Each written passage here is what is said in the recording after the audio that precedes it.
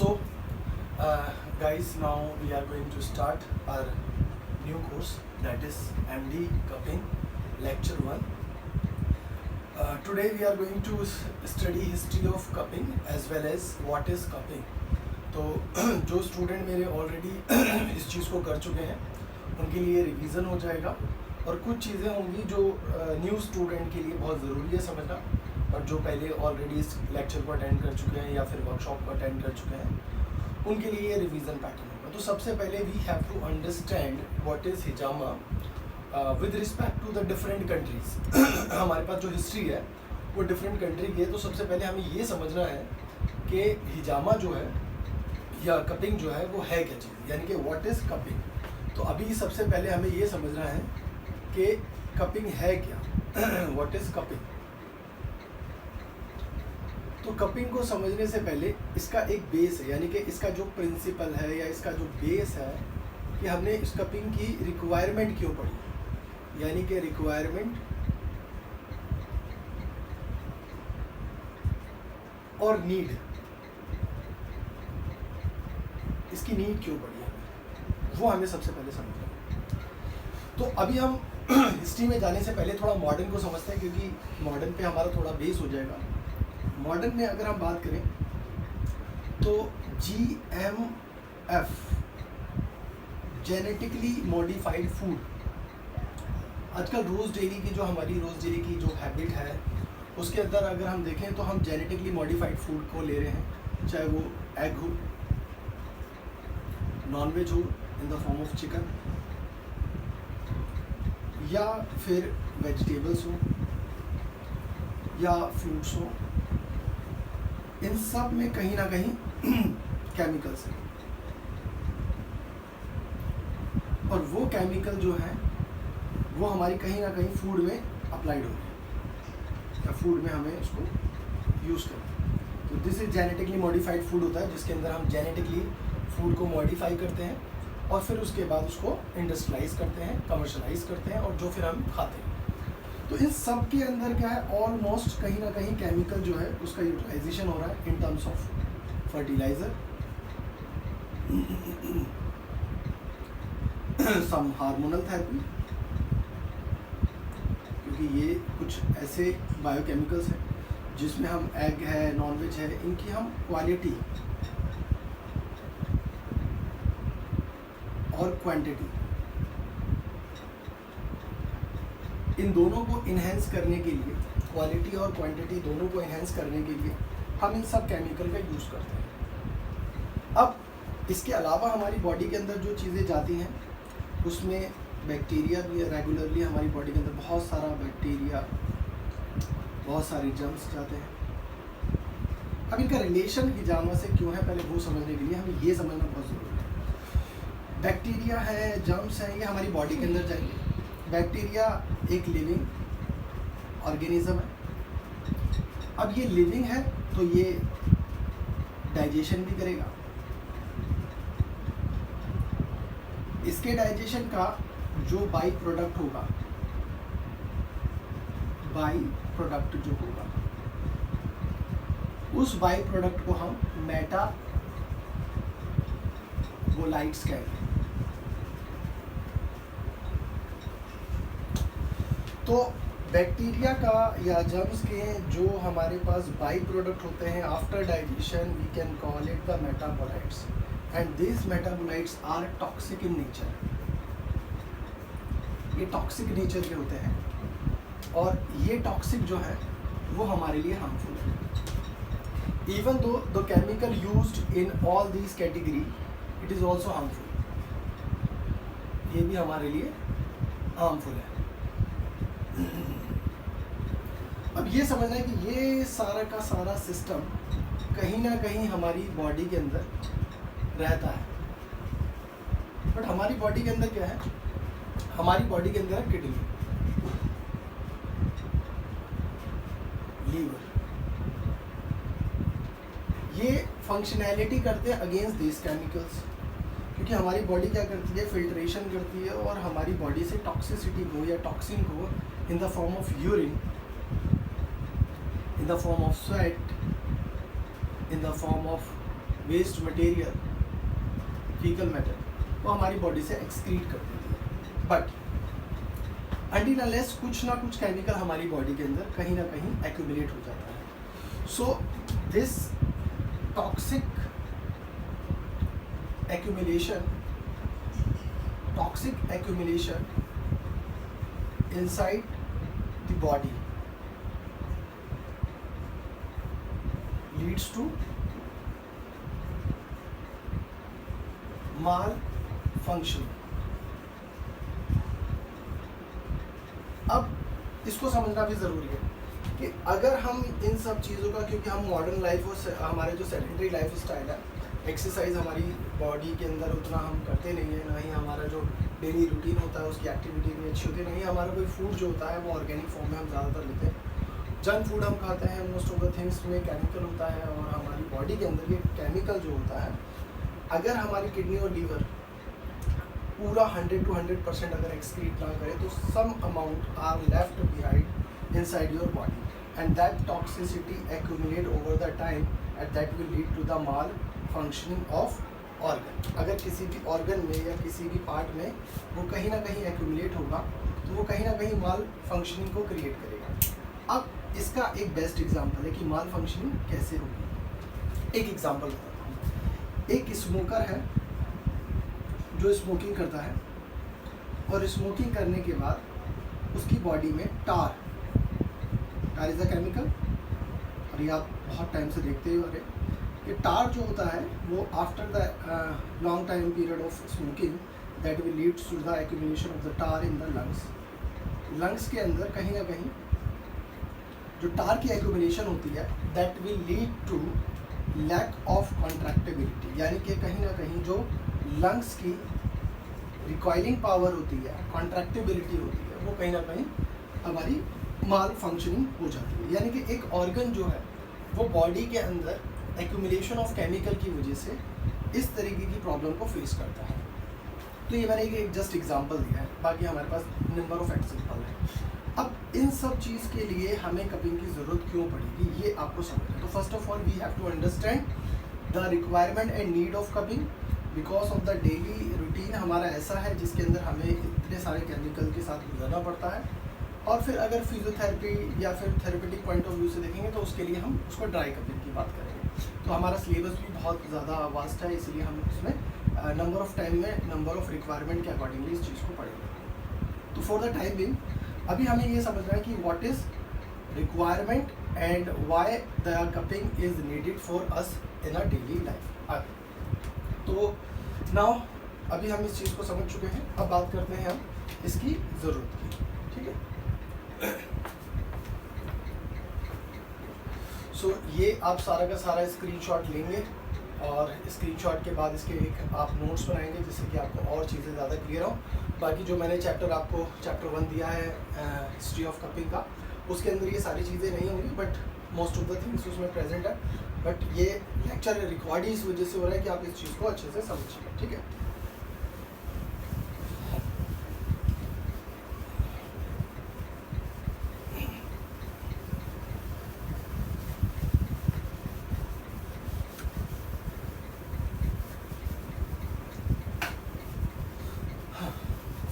So now अब cupping क्या है ये भी आप जान लेते हैं, क्योंकि कपिंग को तो हमने बहुत ज़्यादा पढ़ना है, बट इस लेक्चर में हमने हिस्ट्री पढ़नी थी। बट हम इसको हिस्ट्री में जाने से पहले जो न्यू स्टूडेंट है उनके लिए बता दें कि व्हाट इज़ कपिंग।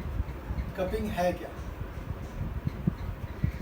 कपिंग एक आर्ट है, एक आर्ट है, और जिस आर्ट के अंदर आप remove of all toxic substance. Cupping is an art that is used to remove all the toxic substance by applying vacuum. आप घर की सफाई करते हैं तो उसके अंदर आप यूज करते हैं वैक्यूम का, कि वैक्यूम जो होता है उसका फंक्शन ही होता है कि बॉडी से हम क्या करते हैं, जैसे सपोज टू बी मैं एक एग्जांपल देता हूँ, ये एक डोर मैट है, न्यू डोर मैट लिया और लोग जब इस पे आते थे अपने तो पैर साफ करते थे, ठीक है, जिसकी वजह से शूज़ के अंदर से निकलने वाला डस्ट जो था वो इसके ऊपर आकर एक्यूमुलेट होना शुरू हो गया। अब जैसे जैसे ये टाइम पीरियड के साथ साथ ये डोर मैट जो है पुराना होता जाएगा, इसकी फंक्शनैलिटी यानी इसकी जो फ्लैक्सिबिलिटी होगी वो थोड़ी हार्ड हो जाएगी, यानी ये पहले जितना मोबाइल और फ्लैक्सिबल नहीं रहेगा, ये इतना हार्ड हो जाएगा। फिर हम क्या करेंगे, इसको डस्ट को बाहर निकालेंगे और डस्ट जब बाहर निकालेंगे तो इसकी फ्लैक्सिबिलिटी वापस आएगी। एक just an example to understand how the toxic substance accumulate inside the body that will lead to the reduction in the contractibility and the functionality of the body organ. Okay, so now cupping is an art that is used to removing all the toxic substance with respect to the hijama by applying vacuum. ये हमारा definition है कि cupping होती क्या है। अब cupping को हमने अदर चैप्टर्स में पढ़ना है कि कपिंग किस तरीके से काम करता है, मैकेनिज्म ऑफ कपिंग क्या रहेगा, ये कपिंग का वर्क क्या है, ड्राई कपिंग का मैकेनिज्म अलग होगा, वेट कपिंग का मैकेनिज्म अलग होगा। तो ये सारे मैकेनिज्म हम नंबर ऑफ चैप्टर्स में देखेंगे। अब बात आती है हमारी कि कपिंग क्या है वो पता चल गया, कपिंग क्यों ज़रूरी है ये पता चल गया, मगर कपिंग को समझने के लिए आपको बहुत साल पहले जाना पड़ेगा, यानी हिस्ट्री में जाना पड़ेगा। हिस्ट्री इसलिए इम्पॉर्टेंट है क्योंकि आपको पता होना चाहिए कि इसका ओरिजिन जो है वो कब हुआ। और मॉडर्न मेडिसिन आज हम सब पढ़ते हैं, बट ओल्ड मेडिसिन की अगर बात करें या फिर हम एंशिएंट मेडिसिन की बात करें तो इसका कहाँ कहाँ पे कितना कितना इम्पोर्टेंस और कहाँ कहाँ पर कितना कितना इसका जिक्र है। तो सबसे पहले हम इसका थोड़ा सा हिस्ट्री का बैकग्राउंड ले लेते हैं। अब हमें ये पता होना चाहिए कि कैसे ये स्टार्ट हुई, ठीक है।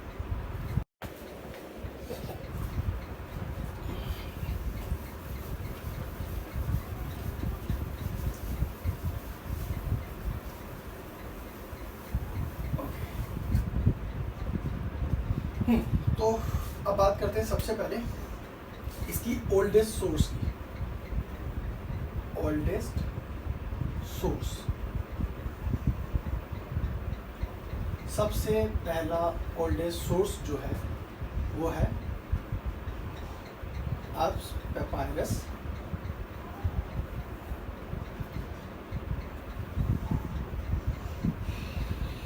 एब्स पेपायरस याद रखना है, आपका एग्ज़ाम होगा उसमें यूज़ हो सकता है, ये आ सकता है। इट्स अ मेडिकल बुक और इस मेडिकल बुक के अंदर जो नॉलेज है वो नॉलेज है हर्ब्स की, नॉलेज ऑफ हर्ब्स। और ये जो मिलती है ग्रीक लैंग्वेज में मिलती है, यानी इसकी जो राइटिंग है वो ग्रीक है, तो ये ग्रीक में आपको मिलेगी। और आप देखेंगे जो मेरा आपको चैप्टर मिला है उस चैप्टर के लास्ट पेज पर आप देखेंगे तो उसके अंदर एब्स पेपायरस का एक पेज दे रखा है जिसके अंदर ग्रीक लैंग्वेज में लिखा हुआ है। और ये एक मेडिकल बुक है जिसके अंदर फर्स्ट इंट्रोडक्शन ऑफ कपिंग आया था। और ये इंट्रोडक्शन ऑफ कपिंग जो आया था ये आया था आपका 1550 BC।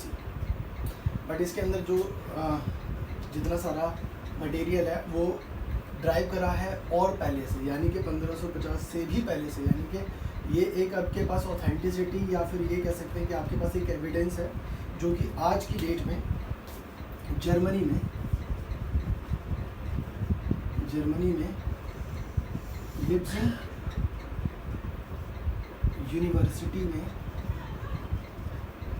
लिप्जिग यूनिवर्सिटी है जर्मनी में, वहाँ पर ये अभी भी प्रेजेंट है। यानी इसका जो एविडेंस है, यानी ये जो एब्रस पेपायरस है जो कि ग्रीक में लिखा गया है, मेडिकल बुक है। इस मेडिकल बुक में नॉलेज ऑफ हर्ब्स है और ये इस वाली बुक के अंदर आपको कपिंग का इंट्रोडक्शन मिला। और ये जो है अभी प्रेजेंटली करंट में आप देखेंगे तो ये आपको लिप्जिग यूनिवर्सिटी के अंदर मिल जाएगा। आप अगर इसको सर्च करेंगे तो आपको अच्छे से इसका लिटरेचर मिल जाएगा। मेरे आपके चैप्टर के एंड वाले पेज पर आपको एब्रस पेपायरस का ये मिल जाएगा। तो 1550 BC और ये कहाँ का था? ये था इजिप्ट। ये सबसे पहले आपको इजिप्ट यानी मिस्र में आपको मिला, ठीक है। तो ये जो लिटरेचर है ये इजिप्ट का लिटरेचर है। और अगर आप मेरे लास्ट पेज के उस पर जाएंगे तो आपको देखिए बहुत सारे मोनूमेंट्स पे इन सब का पिक्चराइजेशन है, कप्स की फ़ोटोज़ वगैरह बनी है, जिससे ये पता चलता है कि ये ओल्डेस्ट सोर्स है हमारे पास। इसके बाद फिर अगर हम जाएँ 1550 BC के बाद, नेक्स्ट अगर हम जाते हैं चाइनीज़ मेडिसिन में, तो 1000 BC उस टाइम पे ये आया चाइनीज़ में। और चाइनीज़ ट्रेडिशन में आज की डेट में जो ट्रेडिशनल चाइनीज़ मेडिसिन है TCM, उसमें सबसे ज़्यादा कपिंग का यूज़ हुआ है, ठीक है। तो 1550 ये हमें मिला इजिप्ट में, 1000 BC ये हमारे को मिला चाइनीज़ की मेडिसिन में। और उसके बाद जो सबसे ज़्यादा एक्सेप्टेबल हुआ वो हुआ 400 BC। ये कौन सा ड्यूरेशन था? ये ड्यूरेशन था आपका father of modern medicine, father of modern medicine. उन्होंने अपनी खुद की बुक में लिखा है और उनका नाम है हिप्पोक्रेट्स की बुक में it's a father of, he was a father of modern medicine. इसने 400 BC में इस बारे में बता दिया। इसके बाद ये एक फिनोमिना है, इसको समझेंगे कि 1550 फिर 1000 फिर 400 और इसके बाद आया हमारा सेंचुरी, यानी कि अब हम बात करेंगे सेंचुरीज की, ये जो हमारा हिस्ट्री है सारा का सारा। तो ये भी आप नोट करेंगे, Ebers papyrus very important, it's a medical book जिसके अंदर सारी नॉलेज ऑफ हर्ब्स थी।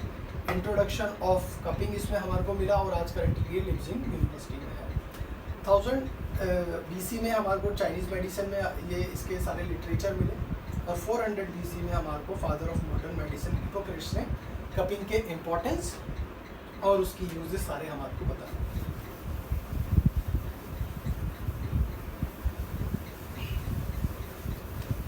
आया चल रही बेटा रीडिंग वो चल रही है क्या? चल रही है, रिकॉर्डिंग चल रही है? हाँ। ओके नाउ अब थोड़ा सा फास्ट लेते हैं वरना लेक्चर और बड़ा हो जाएगा, क्योंकि मैं चाहता हूँ कि छोटे छोटे लेक्चर हों बट नंबर ऑफ लेक्चर हो। सो बोरिंग नहीं करेंगे, हिस्ट्री पढ़नी भी ज़रूरी है और बहुत इम्पोर्टेंट है, ठीक है। ओके तो अब हम बात करते हैं इसके बारे में, न्यू कॉन्सेप्ट जो अब हमारा सेंचुरी में है। तो अभी हम जाएंगे 1400-1450 साल पहले की बात, 1450 साल पहले, यानी कि हम बात करने वाले हैं हिस्ट्री इन इस्लाम। ये बहुत बड़ा कंसेप्ट है तो इस चीज़ को हम थोड़ा बाद में लेक्चर में आराम से इसको करेंगे, क्योंकि अब हिजामा जो है वो अरेबिक कंट्रीज़ में, मिडल ईस्ट में सबसे ज़्यादा यूज़ इसका हो रहा है। तो इसको हम अच्छे से डिटेल में पढ़ेंगे कि इसके पीछे कौन कौन से साइंटिस्ट और किस तरीके से इसको लाए। बट उससे पहले हम बात करते हैं हिजामा इन डिफरेंट कंट्री। अब डिफरेंट कंट्री में हिजामा किस तरीके से चलता था और कैसे आया और कैसे लेकर आया और कौन सी सेंचुरी में उसमें कितना वर्क हुआ। तो सबसे पहले हिजामा इन फ्रांस में हिजामा जो स्टार्ट था, यानी कि अगर हम बात करें फ्रांस के अंदर, तो फ्रांस के अंदर 16वीं सेंचुरी में नेपोलियन बोनापार्ट ने खुद हिजामा रिसीव किया और अपने ट्रूप्स यानी जो उसके सोल्जर थे उनको भी करवाया। और उनका जो होता था फ्रांस के अंदर, जो सबसे ज़्यादा मैं बता रहा हूँ नेपोलियन ने लिया और उनके सोल्जर्स ने लिया, ट्रूप्स ने। उनकी वजह ये होती थी कि वो वॉर के अंदर इतने स्ट्रेस्ड हो जाते थे कि उस स्ट्रेस को कम करने के लिए एक तो वो हिजामा लेते थे, दूसरा हिजामा के बाद इतने बूस्ट हो जाते थे कि एग्रेसिवली वो वर्क कर सके। इसीलिए फ्रांस में सबसे ज़्यादा 16वीं सेंचुरी में हिजामा का सबसे ज़्यादा यूज़ हुआ।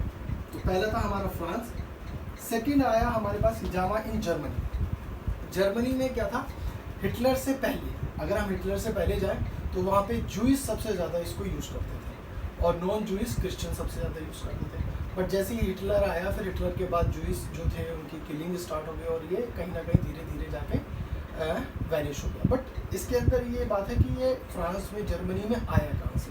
तो जो अरेबिक कंट्री से इमिग्रेंट जाते थे वो उनकी डेंस पॉपुलेशन वहाँ पर हिजामा की प्रैक्टिस करती थी, और वो प्रैक्टिस कहीं ना कहीं परसीव होती थी जो प्योर जर्मन के लोग थे या प्योर फ्रांस के लोग थे।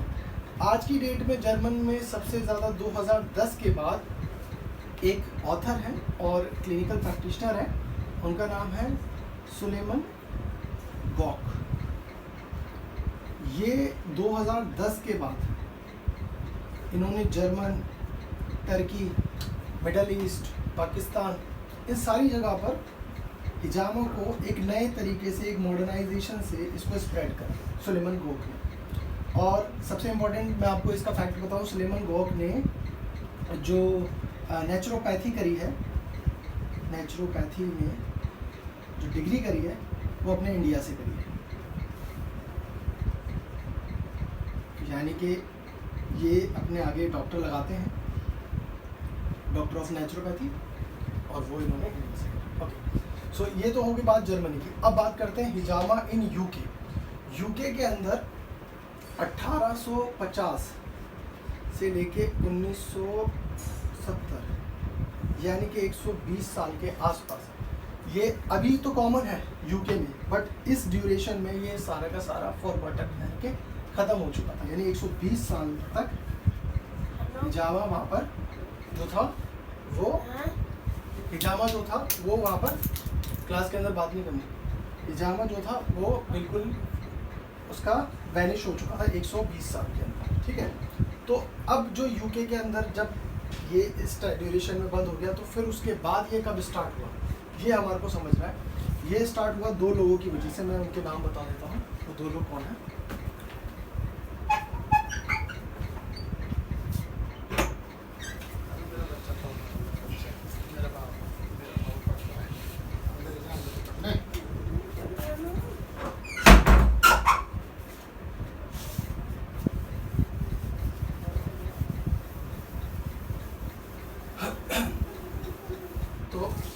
Most important thing in UK, UK में दो लोगों की वजह से फेमस हुआ, और ये 2000 के आसपास सबसे ज़्यादा फेमस हुआ यूके के अंदर।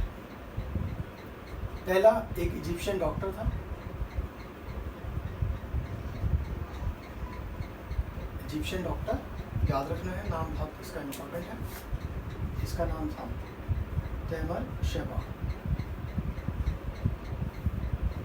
और दूसरा, आप इसको सारे के सारे इसको बहुत ज़्यादा जानते हैं, जो ये डॉक्टर था, it's a very important question जो आपके एग्ज़ाम में पूछा जा सकता है।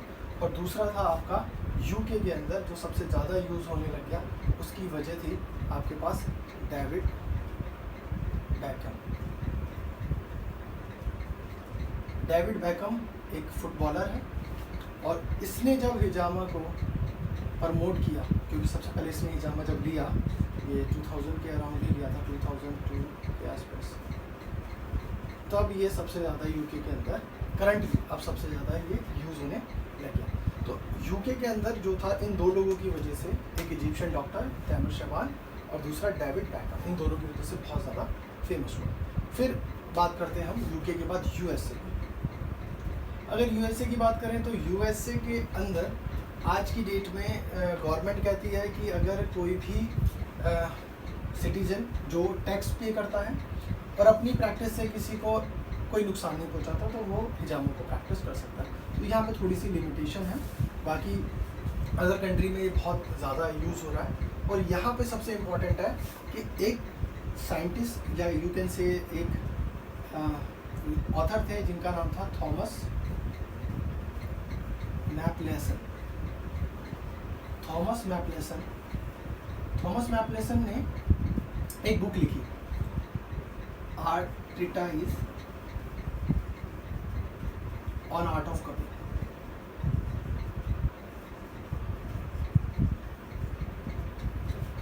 अब ये जो बुक लिखी थी, a treatise on art of cupping, ये 1833 में लिखी थी। और इस बुक का फ्रंट पेज मैंने अपने चैप्टर में लास्ट के पेज में डाला है, treatise art of modern cupping या कपिंग। ये 1833 में इन्होंने लिखी। और उसके बाद 1834 में इन्होंने बहुत सारे जर्नल जो पब्लिश किए, और वो आज की डेट में बोस्टन मेडिकल सर्जरी के उसमें जर्नल में ये आज भी प्रेजेंट है। तो ये जो यूएसए का अगर हम देखें तो इसके अंदर थॉमस मैप्लेसन का सबसे ज़्यादा रोल रहा। इन्होंने एक बुक लिखी, treatise on art of cupping, जो कि बहुत ही मॉडर्न बुक थी। इसके अंदर बहुत ज़्यादा एविडेंस थे और बहुत ज़्यादा था। तो अभी आपको ये सारी चीज़ें बहुत ज़रूरी है जानने के लिए कि किस किस कंट्री में किस किस का कितना था पार्ट, वो आपको पता होना चाहिए। यूके के अंदर ये 2 लोगों का याद रखना है। यूएसए के अंदर थॉमस मैप्लेसन का है, जिन्होंने 1833 में treatise on the art of cupping लिखी, और 1834 में उन्होंने बहुत सारे जर्नल पब्लिश कराए, और आज की डेट में वो बोस्टन मेडिकल सर्जरी में प्रेजेंट है। अब बात करते हैं last but not the least, हिजामा इन रशिया। हिजामा में एक लीडर थे जिनका नाम था स्टालिन। स्टालिन ने क्या करा, जब वहाँ पर एपिडेमिक स्प्रेड हुई, जैसे आज कोविड-19 की अगर बात करें इंडिया में बहुत ज़्यादा है, तो इम्यून कॉम्प्रोमाइज पेशेंट जो होते हैं उनको बड़ी जल्दी से ये प्रॉब्लम आ जाती है और उनके लिए बहुत कॉम्प्लिकेटेड है। तो रशिया में स्टालिन जो वहाँ के लीडर थे, उन्होंने लोगों को हिजामा के लिए बोला, और वहाँ पर ये जो एपिडेमिक आया था, ये एपिडेमिक 1675 में आया, और उस एपिडेमिक के टाइम पर लोगों को हिजामा करने के लिए बोला गया। रीज़न ये था कि हिजामा जो था वो इम्यून बूस्टर था, और इम्यून को इतना ज़्यादा बूस्ट कर देता था जिसकी वजह से वहाँ पे एपिडेमिक धीरे धीरे उन लोगों में कम फैली जिन्होंने हिजामा लिया था। तो ये तो था रशिया का हिस्ट्री। अब बात करते हैं अपने इंडिया की हिस्ट्री की और आज की बात की। तो इंडिया के अंदर आज की डेट में अगर हम देखें, बीइंग अ फिजियोथेरेपिस्ट और बीइंग अ मेडिकल डॉक्टर्स और बीइंग अ क्लिनिकल प्रैक्टिशनर, तो हिजामा जो अभी है वो इतना प्रचलित नहीं है, हम ये कह सकते हैं। और ड्राई कपिंग बहुत फेमस हो गया है धीरे धीरे, बट अब हमारा टारगेट यही है कि हिजामा को एक मॉडर्न प्रैक्टिस के साथ और एक एविडेंस साइंटिफिकली इस चीज़ को आगे लेके जाएं, और इस चीज़ को स्टूडेंट्स में, फिजियोथेरेपिस्ट स्टूडेंट में, मेडिकल स्टूडेंट में, इनको आगे तक लेके जाएं। तो अभी हम अगर बात करें हिजामा इन इंडिया, तो मैंने लिखा है क्वेश्चन मार्क। इसकी वजह यह है कि अभी हमें बहुत कुछ देखना है इंडिया के लिए, और इसके लिए हम अलग से एक लेक्चर बताएंगे जिसमें ये बताएंगे कि इंडिया के अंदर ये कैसे आया और कितना आया। क्योंकि अभी हम देखें तो यहाँ पे सारा का सारा माल प्रैक्टिस है, सारी की सारी माल प्रैक्टिस हो रही है हिजामा की। इसीलिए इस चीज़ को समझना बहुत ज़रूरी है कि इस प्रैक्टिस को किस तरीके से हमें समझना है और किस तरीके से इसको आगे लेके जाना है। बाकी नेक्स्ट लेक्चर जो होगा उसके अंदर हम मोस्ट ऑफ द चीज़ जो रह गई है वो करेंगे, बट ऑलमोस्ट मैंने सारी चीज़ें कवर करा दी है हिस्ट्री ऑफ कपिंग को लेके। अब जो हमें सबसे इम्पोर्टेंट चीज़ समझनी है कि जो जो चैप्टर आपको दिया है उस चैप्टर के अंदर से पढ़ो, जो समझ में ना आए उसको डाउट में क्रिएट करो। और अब एक लेक्चर रिकॉर्ड करेंगे जिसमें हम हिजामा इन अरेबिक कंट्री यानी कि इस्लाम के अंदर हिजामा किस तरीके से आया और किस तरीके से किस किस ने कितना कितना इसमें योगदान दिया, और कौन कौन से लिटरेचर आज भी प्रेजेंट है हिजामा को लेकर, क्योंकि आपको लिटरेचर पता होना चाहिए, एविडेंस पता होना चाहिए, ये सारी इंपॉर्टेंट चीज़ है। And now thank you for joining me and hope you can understand all the concept. If there is any doubt you can ping me. Okay.